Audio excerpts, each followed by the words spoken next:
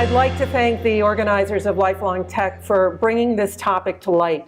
It's great seeing a room full of people who are actually interested in marketing to people over 50. I'm Chief Marketing Officer for AVG Technologies. We have over 188 million customers who use our products every day in over 200 countries. And they're a very vocal group, especially the people over 50.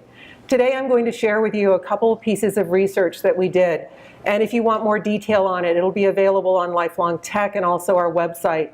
It's focused on both boomers and seniors, but it's how they feel about tech and tech as an industry. And then also the second piece of research is around what are the barriers to doing business with boomers and with seniors.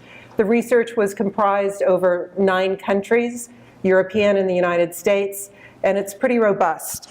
So in starting, why is this important? As business people, there are over 2 billion new users ready to come online over the next 3 to 5 years.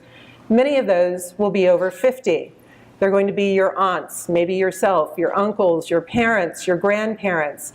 And all of these people have faces, they have passions, they have interests. And as marketers and as business people, we need to understand what they are. And that's what prompted this research for us.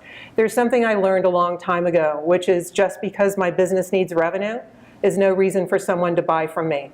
I need to understand what motivates them and what drives them. So in looking at the research, there was a basic question that came out, and that was, as a team of people, as people over 50, why are we being undervalued? And so we asked some simple questions to both boomers and to seniors. And here's some quick answers that came back. 43% of the respondents felt that tech companies patronize them. How many of you who are over 50 have felt patronized? Okay. 53% think tech companies focus too much on their age group and believe this age group is fundamentally tech illiterate.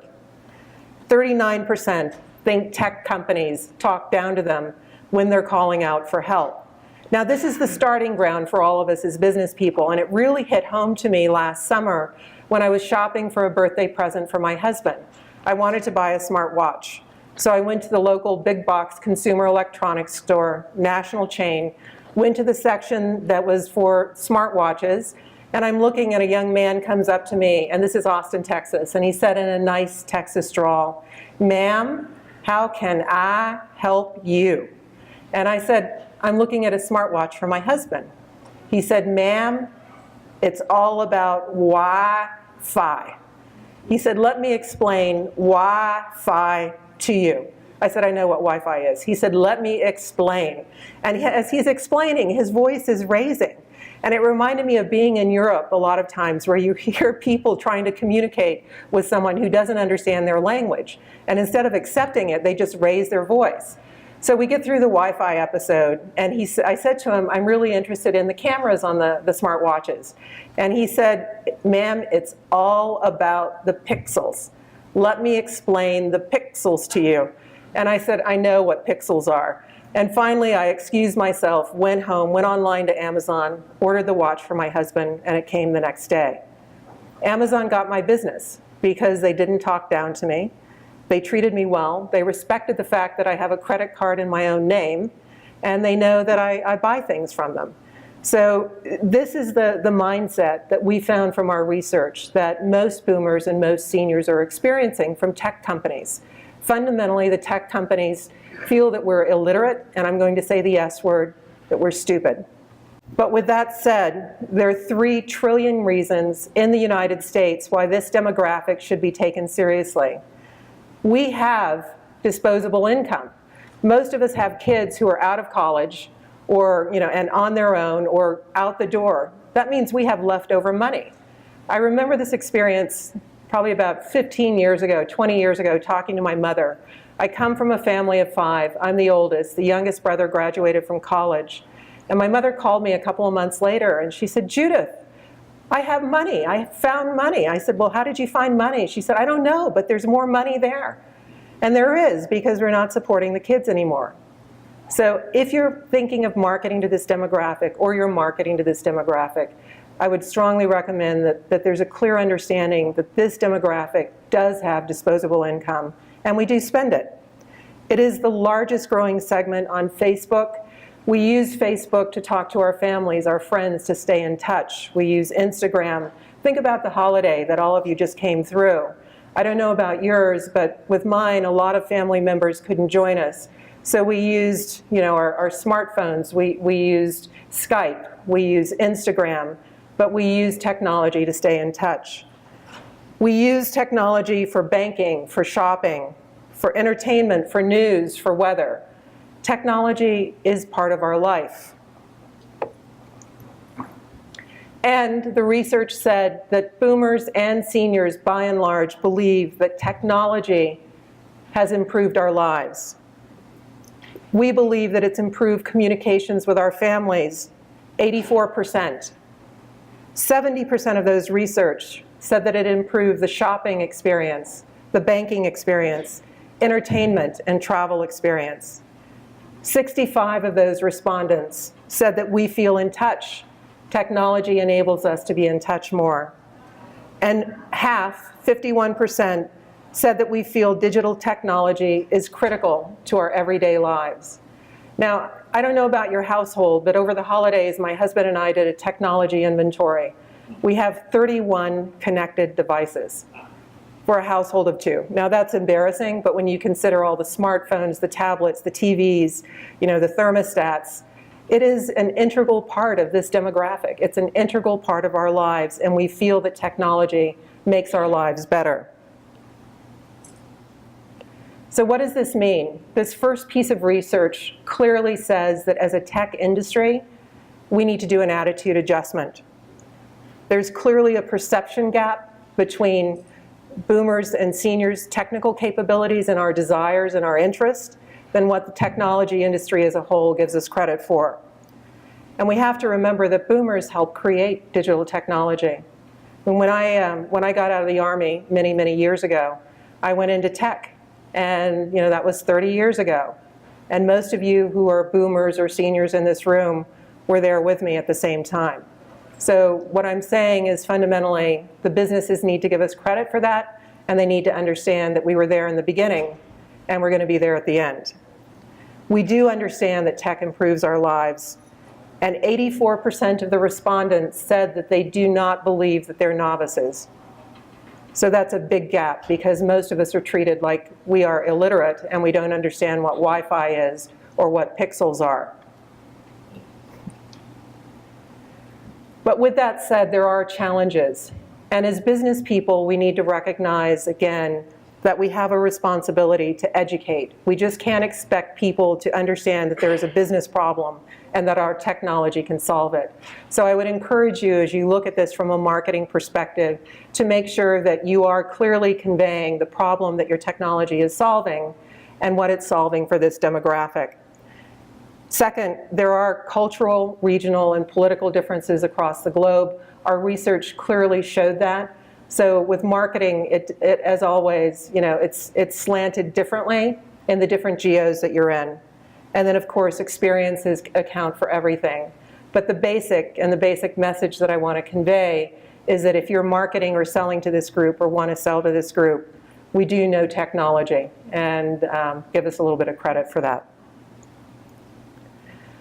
Now that we have the foundation established, we also did a great body of work across 10 geos on what are the barriers that customers feel for doing business with us as a mobile industry.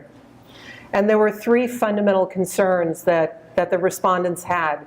The first was around security of the data and the files, and can you blame them with everything from Target to Home Depot to Jennifer Lawrence to Sony being hacked. And Jennifer Lawrence wasn't a hack, it was a poor password.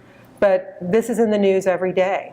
And for us as a demographic, it has a deeper meaning because it is our data. And it's our family's data, it's our family's legacy. So that is a very prevalent concern. Second is keeping the data private. And it was interesting listening to the panel before this because the world of big data is here.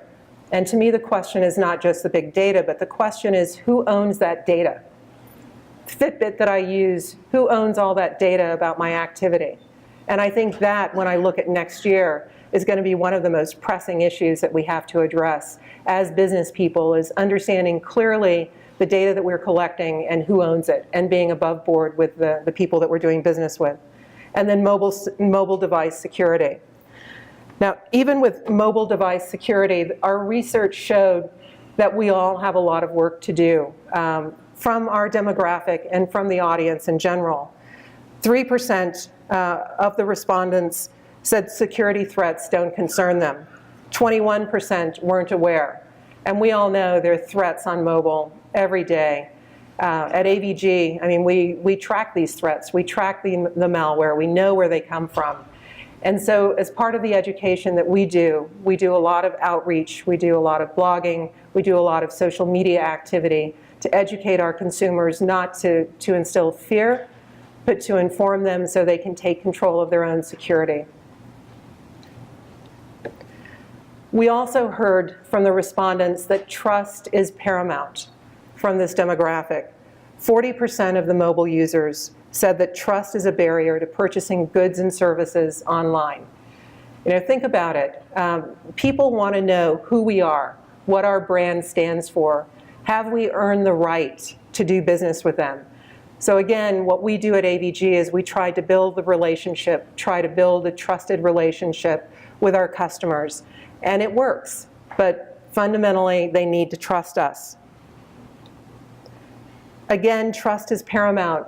What our research showed is that 65% of the respondents were unhappy with sharing personal information with apps. And the lesson that we've learned off this is we look at every single piece of information we ask customers, and we have a discussion around why do we need it, and what are we going to use the information for. We're very, very transparent. And this is, to us, we're trying to eliminate barriers for people doing business with us. And this is a huge one. Again, trust is paramount. 88% of the respondents were not happy to provide personal information in exchange for a service. So again, we've grown up in the world that there are free apps and people will give up stuff for free apps. But I think everyone is kind of hitting a tipping point, especially the boomers and especially the seniors. And then when asked if they've ever stopped downloading an app because they felt it was intrusive, 79% of the respondents said they've stopped downloading an app because they felt the app was asking for too much information or it was a little squidgy. I mean, I think about the mini apps I've stopped downloading. I mean, why do they need to know my eye color, my dog's name, where I'm at? You know, there's no need, and it just, the alarm bells went off, and it's going off for this demographic big time. So what do boomers and seniors want? They fundamentally want what we all want. They want trust. They want to know that they're doing business with companies who are good people, that they can trust with their data, with their livelihood, with their financial information. They want and are demanding data transparency. They want to know, what are you doing with the data? And they want protection. You know, we've made it really easy for the bad guys over the last few years. If someone was going to rob a bank 20 years ago, they'd have to rob 50 banks to do a lot of damage.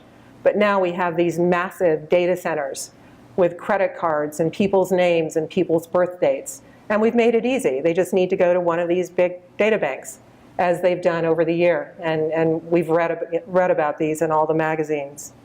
So boomers and seniors, if we're going to do business with them and cultivate these relationships, we need to understand that we have to develop a basis of trust centered around trust, data transparency, and protection of the data.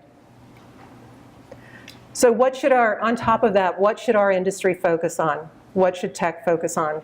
These are my recommendations.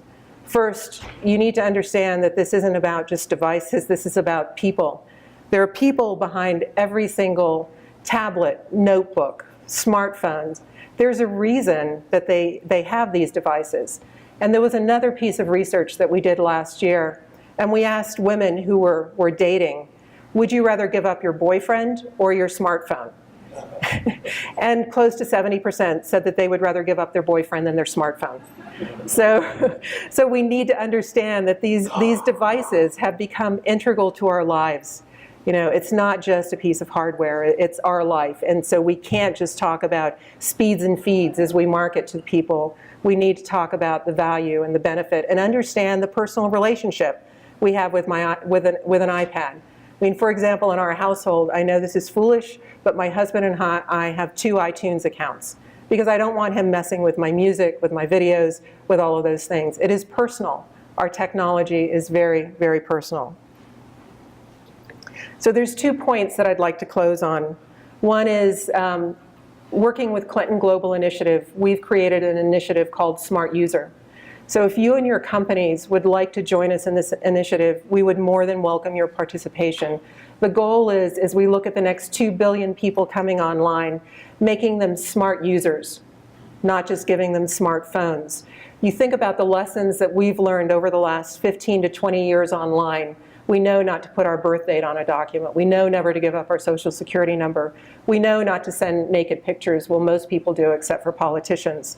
So what we're trying to do is we're trying to develop a program to teach these emerging markets and new people that are coming online kind of the rules for the road. And we need all the help that we can get. So if you're interested in that, please contact me. We are actively looking for partners. And then the last thing is a very personal note for all of you who are creating businesses that will benefit boomers and will benefit seniors. I'd like to leave you with a very personal thought, and that was, you know, when I was growing up, the music that I listened to was the Beatles, Rolling Stone, and Jimi Hendrix. Well, it's morphed, you know, and I listened to Eminem, I listened to Gary Clark Jr., I listened to Usher. Our music tastes evolve, our technology tastes evolve. So as you look at someone, just because you may see some wrinkles or a little bit of gold hair or silver hair, doesn't mean that we've stopped learning and stopped using technology. It is an integral part of our life. The research is available. Hopefully you'll find it useful. Thank you very much.